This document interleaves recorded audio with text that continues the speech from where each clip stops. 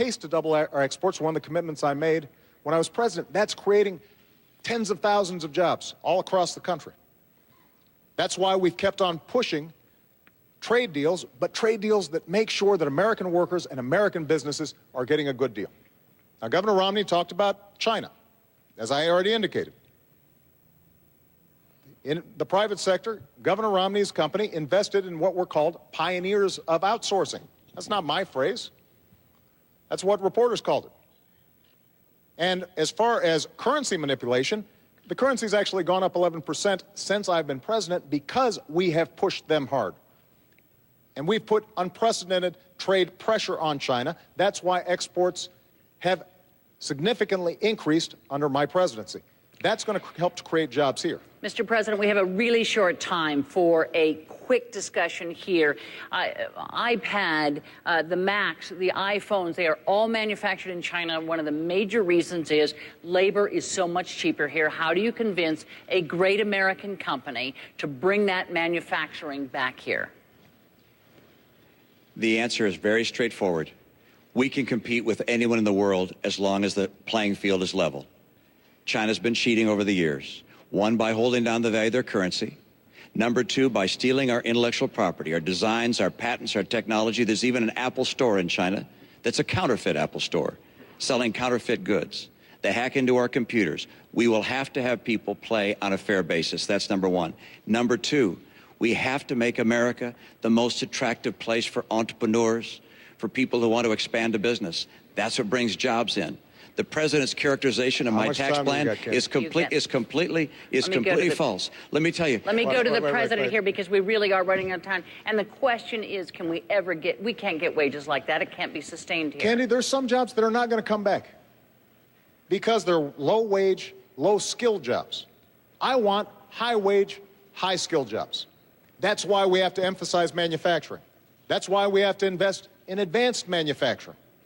That's why we've got to make sure that we've got the best science and research in the world. And when we talk about deficits, if we're adding to our deficit for tax cuts for folks who don't need them, and we're cutting investments in research and science that will create the next Apple, create the next new innovation that will sell products around the world, we will lose that race. If we're not training engineers to make sure that they are equipped here in this country, then companies won't come here. Those investments are what's going to help to make sure that we continue to lead this world economy, not just next year, but 10 years from now, 50 years from now, 100 years from now. Thanks, Mr. President. Government does not create jobs. Government does not create jobs. I want to introduce you to Barry Green because he's going to have the last question to you first. Barry? Oh, there's Barry. Hi, Barry. Hi, Governor. I think this is a tough question. Each of you, what do you believe is the biggest misperception that the American people have about you as a man and a candidate? Using specific examples, can you take this opportunity to debunk that misperception and set us straight? Thank you. And that's an opportunity for me, and I appreciate it. In the nature of a campaign, it seems that some campaigns are focused on attacking a person rather than prescribing their own future and the things they'd like to do.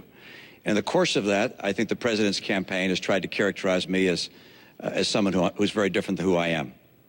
I care about 100% of the American people. I want 100% of the American people to have a bright and prosperous future. I care about our kids.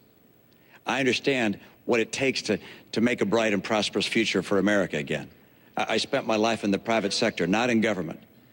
I'm a guy who wants to help with the experience I have, the American people. My passion probably flows from the fact that I believe in God. And I believe we're all children of the same God. I believe we have a responsibility to care for one another. I served as a missionary for my church. I served as a pastor in my congregation for about 10 years.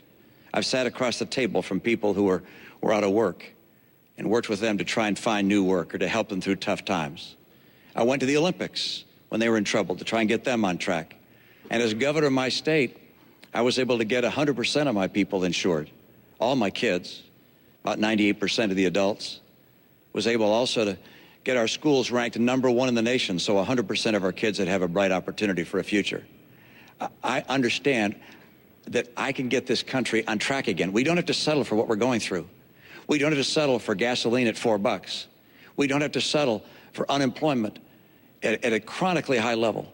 We don't have to settle for 47 million people on food stamps. We don't have to settle for 50% of kids coming out of college not able to get work. We don't have to settle for 23 million people struggling to find a good job. If I become president, I'll get America working again. I will get us on track to a balanced budget. The president hasn't. I will. I'll make sure we can reform Medicare and Social Security to preserve them for coming generations. The president said he would. He didn't. Governor? I'll get our incomes up. And by the way, I've done these things. I served as governor and showed I could get them done. Mr. President, last 2 minutes belong to you. Barry, I think a lot of this campaign, maybe over the last 4 years, has been devoted to this notion that I think government creates jobs, that somehow is the answer. That's not what I believe.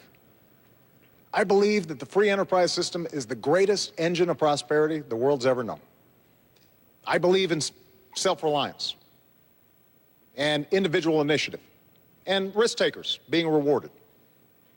But I also believe that everybody should have a fair shot. And everybody should do their fair share. And everybody should play by the same rules. Because that's how our economy's grown. That's how we built the world's greatest middle class. And that is part of what's at stake in this election. There's a fundamentally different vision about how we move our country forward. I believe Governor Romney is a good man. Loves his family, cares about his faith. But I also believe that when he said behind closed doors that 47% of the country consider themselves victims who refuse personal responsibility, think about who he was talking about. Folks on Social Security who've worked all their lives. Veterans who've sacrificed for this country. Students who are out there trying to hopefully advance their own dreams, but also this country's dreams. Soldiers who are overseas fighting for us right now. People who are working hard every day, paying payroll tax, gas taxes, but don't make enough income. And I want to fight for them. That's what I've been doing for the last 4 years, because if they succeed, I believe the country succeeds. And when my grandfather fought in World War II and he came back and he got a GI Bill and that allowed him to go to college, that wasn't a handout. That was something that advanced the entire country. And I want to make sure that the next generation has those same opportunities. That's why I'm asking for your vote, and that's why I'm asking for another 4 years. President Obama, Governor Romney, thank you for being here tonight. On that note, we have come to an end of this town hall debate. Our thanks to the participants for their time and to the people of Hofstra University for their hospitality. The next and final debate takes place Monday night at Lynn University in Boca Raton, Florida. Don't forget to watch. Election Day is 3 weeks from today. Don't forget to vote. Good night.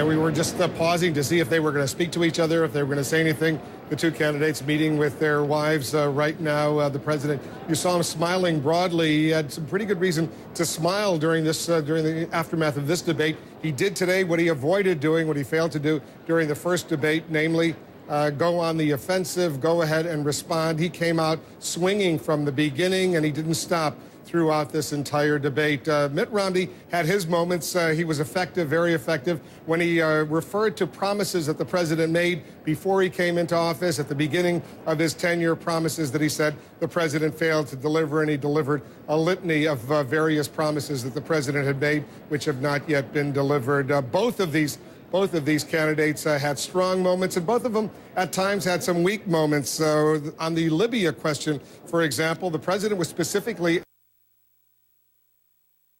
he was asked, what did you do when you got reports before the attack that they needed greater security at that consulate in Benghazi? He avoided answering that. He then went on to give his answer and to express his his deep feelings for those 4 Americans that were killed. That was a missed opportunity, clearly, for Mitt Romney, because he didn't challenge the president specifically on that. He didn't say that, Mr. President, you didn't answer that question. He then misreported what the president said on the day after that 11th anniversary attack on 9/11 on September 12th, when the president was in the Rose Garden. And he did say, in fact, no acts of terror will ever shake the resolve of this great nation. So that was a mistake by Mitt Romney, but it was obviously a missed opportunity as well. Let me just point out to our viewers what we're seeing now. They're on the stage right now. They're lingering. They're with their wives, with their families. We are standing by. We have a focus group in Ohio, Columbus, Ohio, of undecided voters. They will tell us what they thought. You saw those lines at the bottom of the screens, what they liked, what they didn't like, men and women. Aaron Burnett is in Columbus with them. We also will have a scientific post-debate poll that will be coming out. We've asked a bunch of questions, including who won this debate. You'll hear what the results. That's coming up fairly soon. And we have a reality check, several reality checks. In fact, John Berman and Tom Foreman with our reality check team, they are standing by to point out factual errors, who was right, who was wrong. There is a lot to dissect right now, but I think it's fair to say that this debate, the president came out and did what he failed to do in his first debate, sets the stage for debate number 3. Anderson? Yeah, certainly. I think Democrats are going to be a lot happier with his performance in this debate, certainly, than they were in the first presidential debate. Let's quickly get a reading from David Gergen, Gloria Borger, John King. David, what do you think? Most improved. That award goes to Barack Obama. I think he had a much, much stronger debate tonight. You can read social media. There are lots of people out there, Democrats, who are all fired up. But I must tell you, I think that Mitt Romney has had 2 very good debates back-to-back. I think he had a solid performance tonight, and I think overall he looks much more like he could be president than he did 2 weeks ago. But I think overall, I tried to score it by the questions, and everybody will have different views of this. I had a lot of questions as draws. I had a couple of questions that I thought that Romney did better on. I had a little bit more edge to the president. I gave him the edge on the whole thing. I think the Libya question was not a good moment for Governor Romney. I think more otherwise in the debate, both sides, as we said, after the vice presidential debate, both sides can leave thinking they did what they wanted to do. There is zero question Democratic intensity will come back. It dipped after the first presidential debate. The president did that part of it. I think that Governor Romney did a very good job prosecuting against the incumbent's record. And I think that's the question we can't answer tonight. We can score both of these candidates. It's very hard to understand what is the fundamental dynamic of the election right now. 2 weeks ago, it was about Governor Romney. He made it in the first debate about President Obama. There's still sort of quicksand out there. What is this? What are the American people deciding on Election Day? If they're deciding to keep the incumbent, then Governor Romney's performance tonight was probably better, if you will. It will mean more out in the electorate than it does as we score it. This is a competitive election. It was a good debate, and wow, we have 3 weeks Does ahead. It stop the slide that we have seen from President Obama over the last couple of weeks? I think it stops the bleed. We don't know, but I think this debate was so different that you could argue that if it did stop the bleeding, you would sort of understand why. I agree. Democratic intensity coming up just a little bit would slow the slide, at least maybe stop it. But I will tell you, Mitt Romney's best moments were focusing on the economic record and saying the middle class has been buried many times, which we have heard before, and also we don't have to settle for this. Those were sort of key catchphrases. For me, the president's best moments were Romney versus Romney. Romney in the primary, on immigration, for example, Romney as governor, on coal and energy and assault weapons versus Romney Let's now. play one of those sound bites actually on an exchange they had about oil. Let's have that be the first one we look at.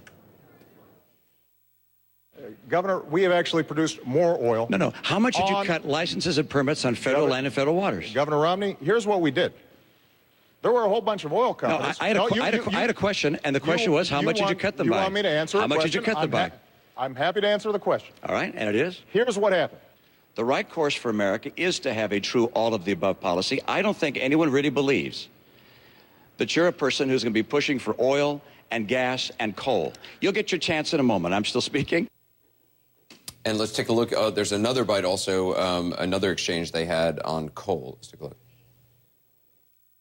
When I hear Governor Romney say he's a big coal guy, I mean, keep in mind, when you were governor of Massachusetts, you stood in front of a coal plant and pointed at it and said, this plant kills, and took great pride in shutting it down.